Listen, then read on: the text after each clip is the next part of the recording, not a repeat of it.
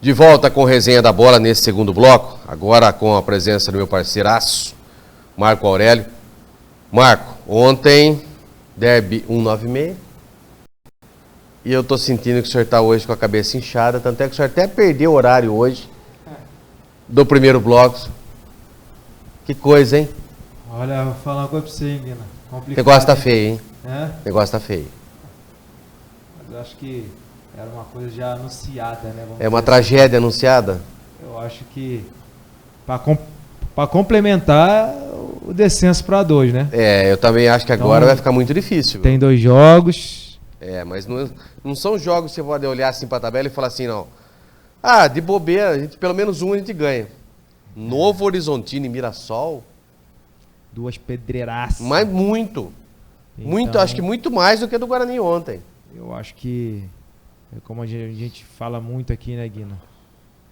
Que realmente esse time da Ponte Preta não soube segurar o resultado ontem, ganhando de 2-0, podendo matar o jogo. Teve umas 2, 3 chances quando estava 2-0, quando estava 2-1, né? Algumas situações ali de 2 contra 1. Uma bola do João Paulo que ele podia ter tocado no Roger, uma bola do Roger que ele deu no pé do goleiro 2 contra 1, dominou, olhou, ele conseguiu ainda errar o passe, colocar o passe no pé do zagueiro, o zagueiro cortando uma bola dentro da área que com certeza ali o outro jogador da Ponte estava muito bem colocado para poder dominar a bola, pensar, olhar e tirar do goleiro. Então assim, a Ponte ontem perdeu a oportunidade de 2 coisas, né? Continuar mantendo a invencibilidade contra o Guarani de alguns anos 8 jogos, né? E de se livrar de repente de uma situação que para mim era o mais importante, também se livrar do rebaixamento. Não era nem a questão de ganhar, de invencibilidade, nada. É a questão de fugir, iria para 10 pontos, já dava uma amenizada um pouquinho nessa situação. Não seria mais o último colocado, passaria o Oeste e não ficaria mais na última. Mas a situação ontem foi muito... E eu começo essa análise, e falei isso no primeiro bloco, em relação a 2 situações. O Carpini também tem culpa muito, porque mexeu no time onde não precisava mexer no começo da partida. Ele entrou com um time totalmente diferente daquilo que nós anunciávamos e daquilo que seria coerente por aquilo que ele entende de futebol e vinha fazendo nos jogos. Não é porque você está fazendo um derby que você tem que mexer na sua estrutura em alguns jogadores que as suas características não eram as mesmas. E ele mexeu ontem. A tirada do Rafael, eu não entendi por que ele botou o Rafael Costa no banco, sendo que esse ataque com o Júnior Todinho estava totalmente encaixado. E a escolha do Pablo, né, no ataque no lugar do Rafael Costa. Eu não entendi. Até hoje, estou para perguntar para ele qual é a intenção dele. E ali... ele quase... Eu garanto para você que se tivesse torcedor ontem, quando o estádio, a moça lá que faz o áudio do estádio, estivesse falando a respeito da escalação, ali ele já teria tomado vaia. Pelas opções que fez na mexida do time. E segundo no intervalo, com 2-0, imagine para Ponte Preta, estádio lotado, com 18 mil torcedores lá dentro. 2-0 ponto no primeiro, o que o torcedor estaria fazendo no intervalo? Chamando de burro. Eu acho que uma coisa, né, que não... Uma coisa que mexeu um pouquinho com o time do Guarani foi a saída do David, né? Então acho que fez o Carpini repensar muito na circunstância do jogo, no que ele poderia, mas o Marcelo, iniciar a partida. O Marcelo era a melhor opção, a opção mais óbvia. Nós falamos aqui ontem. Isso é verdade. Nós falávamos ontem. Então, assim, e para que inventar? Eu acho que com isso, né, fez com que ele mexesse mais do que um lugar sem, de repente, muito. ter uma necessidade.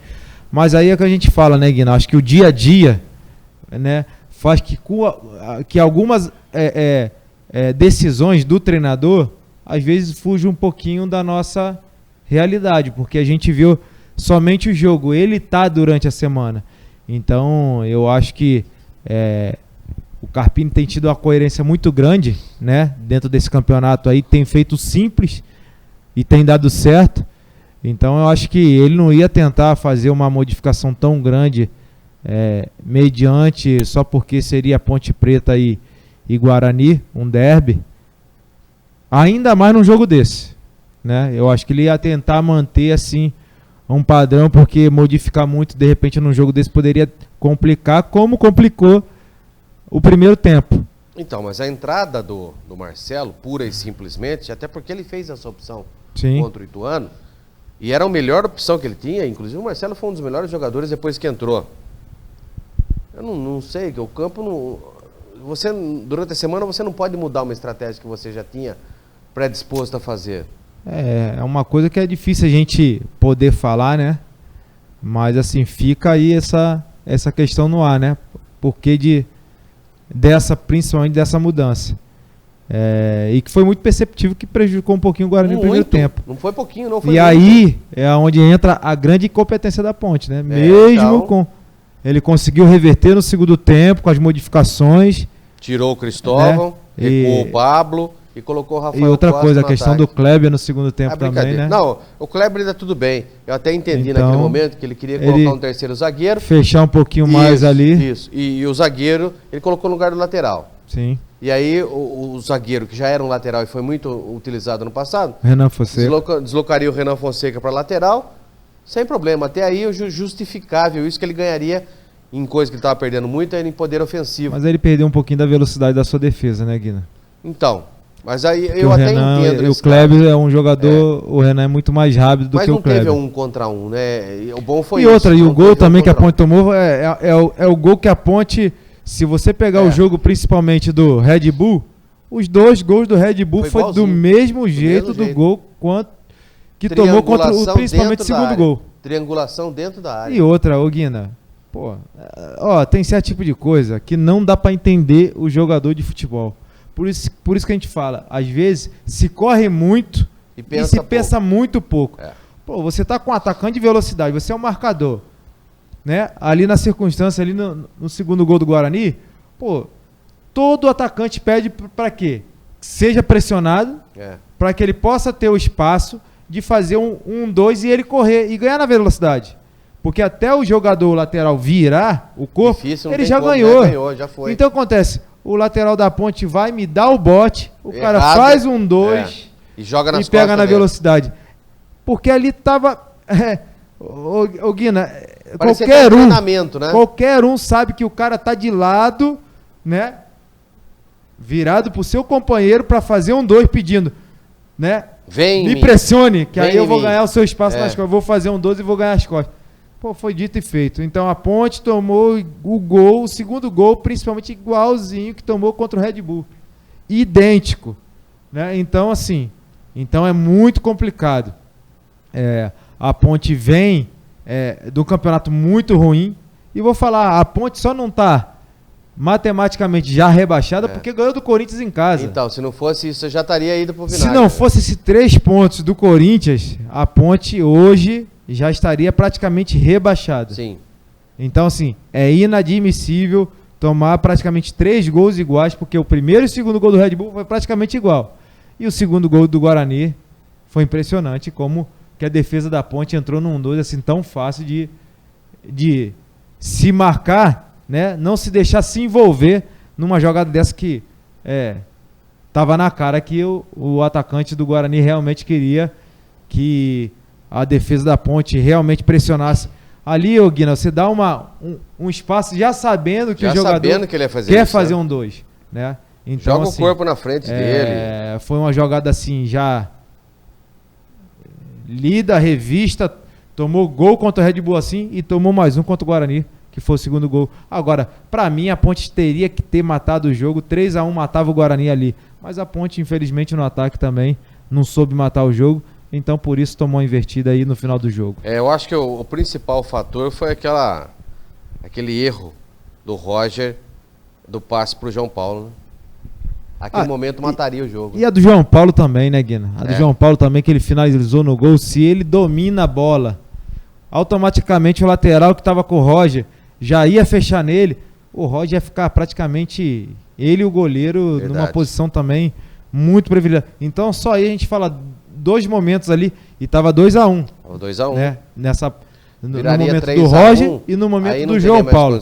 Então, assim, 3-1 aí eu acho já que ficaria muito complicado também o Guarani virar um jogo, um derby assim, para 4-3 seria praticamente que inviável para o Guarani virar, e com certeza a Ponte sairia com a vitória.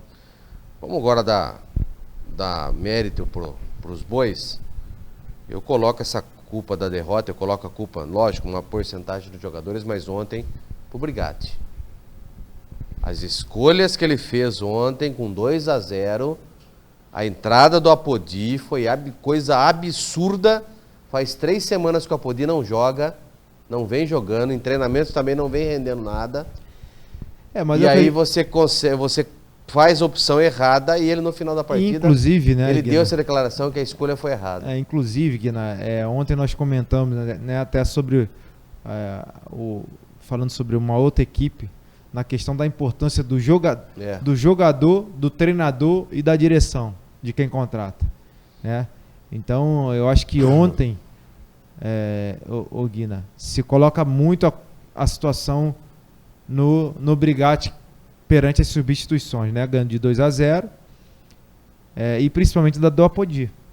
Mas aí eu falo uma coisa para você, é um jogador rodado, um jogador que foi para ser o principal jogador da Ponte. O treinador conta com um jogador desse no momento desse. E aí, Guina, eu vou te ser bem sincero, aí eu coloco a culpa realmente no jogador, porque, pô, pelo amor de Deus, um cara que veio com todos esses status aí, o cara num jogo de um derby, o treinador conta com um cara desse, né? Principalmente no momento que a Ponte tava passando. E o cara não, pelo menos não dá um respaldo pro treinador. Nada, né? Porque parecia que ele não tinha entrado em campo. Na verdade, o Apodi, eu já falei isso aqui, para mim foi uma das piores contratações que a Ponte teve. Por quê? Primeiro, pela expectativa que foi criada em cima dele. Segundo, quando o Klein inventou de colocar de lateral. Absurdo. Aí foi o acúmulo do absurdo. Foi. Né? Porque um jogador totalmente já fora de uma posição de lateral, esquece. Ou ele joga de atacante ou ele para de jogar. Porque de lateral não existe. Né?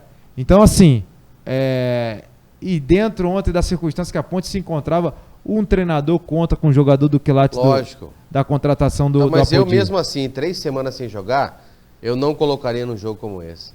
A questão física, a questão tática. Mas ele entrou ali com 15, 20 minutos do segundo tempo? Né? Então, mas tem muito ainda para jogar. Tem 30 minutos para jogar.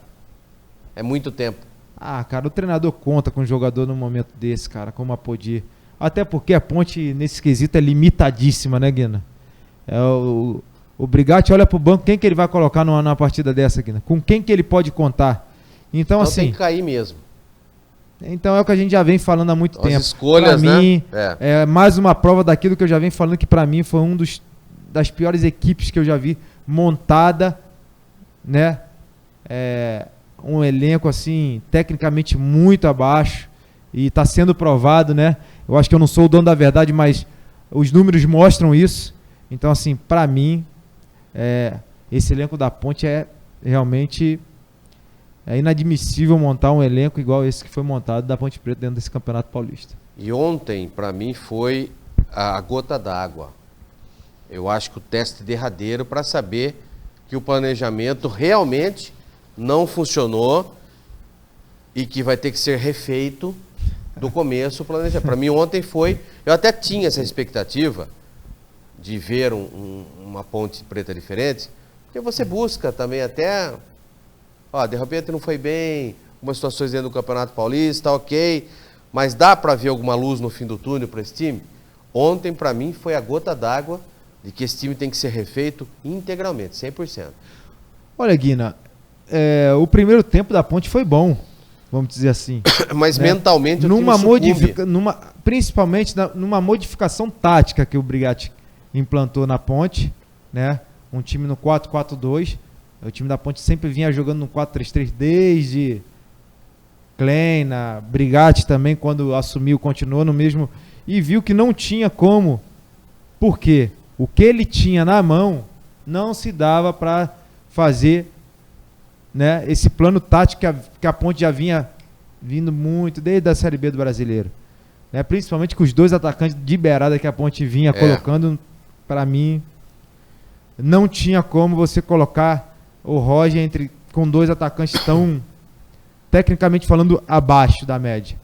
Então, assim, o Brigatti começou num 4-4-2, começou bem o jogo, mas aí veio o segundo tempo e aí as modificações realmente, as escolhas, infelizmente, fez com que a Ponte, o Guarani tivesse uma virada aí, acho que histórica, né, vamos dizer assim, em cima da Ponte, que realmente colocou ali a diferença dos dois times dentro do Campeonato Paulista. Também concordo com você. Olha, que noite para se esquecer. Bom foi para o torcedor do Guarani, que viu um tabu de 8 anos ser derrubado, ser quebrado. Ver o rival praticamente consolidando uma classificação. Tudo bem que ainda tem o jogo contra o São Paulo, que é a próxima rodada, não sabemos quando será. Mas do jeito que vem jogando o Guarani, sinceramente, cara, eu acho que dá para imaginar alguma situação. Tá? E depois pega um Oeste em casa para definir. E pode definir muita coisa esse jogo também. Eu acho que praticamente nesse grupo... Pode definir até muita coisa, até no descenso, né? Não, então. E aí? Porque querendo ou não, o Guarani, é lógico que se não precisar mais, tudo bem. Vai que é um tropeço do Corinthians contra o Palmeiras. Aí não vai nem precisar dos 3 pontos. Aí pode entregar pro Oeste, tira o Oeste do fantasma de rebaixamento e afunda a Ponte. Desde que o Corinthians não precise vencer. Olha a que ponto chegou a Ponte Preta de repente depender do Guarani na última rodada. Então, assim, muito complicado. Muito complicada a situação da Ponte Preta. 2 jogos dificílimos. Então, assim, esperar aí para ver o que realmente vai acontecer nesse finalzinho de Paulista. E saberemos lá quando, né? Que agora com a paralisação, os jogadores em casa, nem treinando estão. Lógico que depois da volta, se ficar umas 2 semanas parados, vão precisar de uma readaptação, porque não é simplesmente você fica 2 semanas em casa, volta, liga a máquina e funciona. De repente, quem sabe, né, Guina? Ué? Essa parada dá uma reviravolta na coisa e... eu acho difícil, hein? Eu vou falar uma coisa pra você. Eu acho difícil. Pode ser até que seja bom pra Ponte. Mas eu tô apostando que quase impossível uma situação como essa de reversão. E o finalzinho do jogo, né? Imagina, muito. E depois do jogo... Nós vamos comentar sobre isso depois. Aquelas situações também que... Nós vamos comentar, é foco do nosso terceiro bloco agora, a gente comentar sobre essas situações de briga, descontrole emocional, principalmente do Roger. Mais um rápido falo, logo após as mensagens comerciais estaremos de volta, falando um pouco mais desse 3-2 do Guarani sobre a Ponte Preta no derby 196 ontem. Até mais.